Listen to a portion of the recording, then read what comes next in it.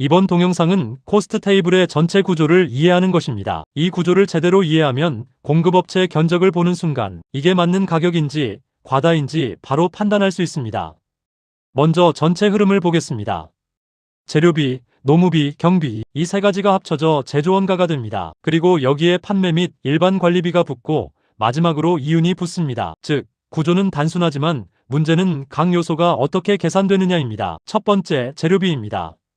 재료비는 단순히 재료 가격이 아닙니다. 반드시 생산 수량으로 나누어야 합니다. 여기서 중요한 개념이 나옵니다. 생산량이 늘어나면 단가가 떨어진다. 생산량이 줄어들면 단가가 급격히 올라간다. 즉, 재료비는 단순한 가격이 아니라 수량 의존형 비용입니다. 원가 담당자가 가장 많이 실수하는 부분이 바로 이 부분입니다. 공급업체가 수량이 적어서 단가가 높습니다라고 말할 때 그 말이 맞는지 검증해야 합니다. 두 번째, 노무비입니다. 노무비는 작업시간 임율입니다. 여기서 핵심은 작업시간 데이터입니다. 현장에서 가장 많이 발생하는 문제는 작업시간이 과다하게 잡혀있는 경우입니다. 예를 들어 실제 1시간 걸리는 작업을 1.5시간으로 잡으면 노무비뿐 아니라 경비까지 같이 증가합니다. 즉, 작업시간은 원가의 핵심 레버입니다. 세 번째, 경비입니다. 경비는 단순한 간접비가 아닙니다. 이 자료에서는 작업시간 기반으로 배부합니다. 즉, 설비를 오래 사용하면 경비가 증가합니다. 이 의미는 매우 중요합니다. 자동화 설비가 많을수록 노무비는 줄고 경비는 증가한다. 수작업이 많을수록 노무비는 증가하고 경비는 상대적으로 감소한다. 이 구조를 이해하면 공급업체의 생산 방식까지 추정할 수 있습니다. 이제 제조원가가 만들어집니다. 그 다음은 판매 및 일반 관리비입니다. 여기서는 제조원가의 10%를 적용합니다. 이 안에는 재손실 5%가 포함되어 있습니다. 여기서 중요한 실무 포인트입니다. 공급업체마다 이 비율은 다르다. 하지만 일정 수준 범위를 벗어나면 비정상이다. 마지막은 이윤입니다. 이윤은 전체 원가에 대해 10% 적용됩니다. 여기서 중요한 판단 기준이 있습니다. 이윤이 낮다고 좋은 거래가 아닙니다.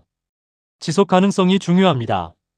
너무 낮은 이윤은 품질 문제, 납기 문제로 이어질 수 있습니다. 정리하면 이 코스트 테이블은 단순 계산표가 아니라 공정 기반 원가 구조 플러스 구매 판단 도구입니다. 이 구조를 이해하면 첫째, 공급업체 견적 검증, 둘째, 과다 원가 제거, 셋째, 협상 포인트 도출이 가능해집니다. 이번에는 재료비를 깊이 있게 보겠습니다. 재료비 공식은 간단합니다.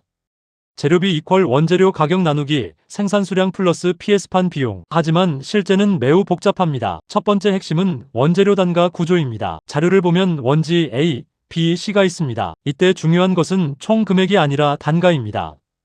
예를 들어 54,000원이라고 해서 비싼 것이 아닙니다. 500매 기준이면 1매당 54원입니다. 즉, 반드시 단위 환산이 필요합니다. 두 번째 핵심은 재질 선택입니다. SC400지, SC350지, SC300지. 이 차이는 단순한 두께 차이가 아닙니다. 강도, 인쇄 품질, 고객 인식까지 영향을 줍니다. 즉, 재료 선택은 단순 원가 문제가 아니라 제품 전략입니다. 세 번째 핵심은 PS판 비용입니다.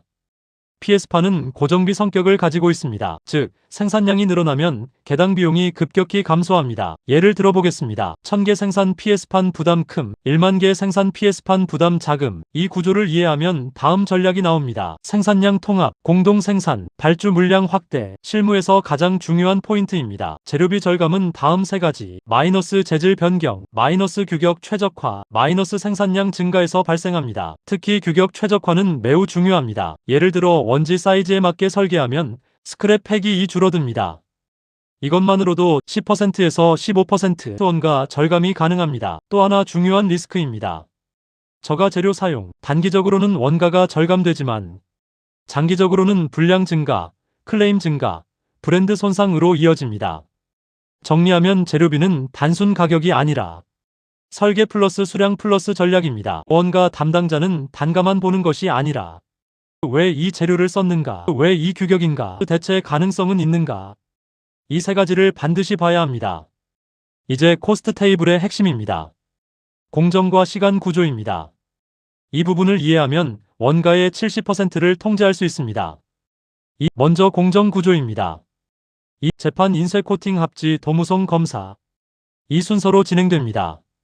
여기서 중요한 것은 필수 공정 인지, 선택 공정 인지입니다. 예를 들어 사도 인쇄는 선택입니다. 즉, 제품 사양이 올라가면 원가가 올라갑니다. 다음은 작업 시간입니다. 이 자료의 특징은 시간이 매우 세밀하게 관리된다는 점입니다. 초 단위로 계산됩니다. 이 의미는 무엇일까요? 원가가 매우 정밀하게 관리된다. 작은 변화도 큰 원가 차이를 만든다. 이제 노무비입니다. 노무비는 시간 곱하기 임율입니다. 임율은 11,500원입니다. 여기서 중요한 실무 포인트입니다. 작업 시간이 10% 증가하면 노무비도 10% 증가. 하지만 끝이 아닙니다. 경비도 같이 증가합니다. 즉, 작업시간은 이중 영향 요소입니다. 다음은 경비입니다. 경비는 시간 곱하기 경비율입니다. 경비율은 14,400원입니다. 여기에는 설비 감가상각, 전기료, 유지보수비, 간접경비가 포함됩니다. 여기서 매우 중요한 구조가 나옵니다. 설비 중심 공정, 경비 비중 증가로 인력 중심 공정, 노무비 비중 증가. 이 차이를 보면 공급업체의 생산 구조를 알 수 있습니다. 다음은 생산 능력입니다. 월 168시간, 연 2016시간. 이 수치는 매우 중요합니다. 이걸로 설비 가동률을 계산할 수 있습니다. 예를 들어 가동률이 낮으면 고정비 부담 증가, 가동률이 높으면 원가 경쟁력 상승. 마지막 핵심입니다. 이 코스트 테이블은 단순 계산이 아닙니다. 다음 세 가지. 공정 제거는 원가 절감으로, 작업시간 단축은 비용 절감으로, 자동화 판단 투자 의사결정이 가능합니다. 정리하면 공정과 시간은 원가의 핵심입니다. 원가 담당자는 이 공정이 꼭 필요한가? 시간이 과다하지 않은가? 자동화 가능성은 없는가? 이 질문을 반드시 해야 합니다. 이번 동영상은 포장류 코스트 테이블의 구조에 대하여 살펴보았습니다. 이 자료에 나오는 값은 계산을 위한 임의 값이라는 것을 말씀드립니다. 감사합니다.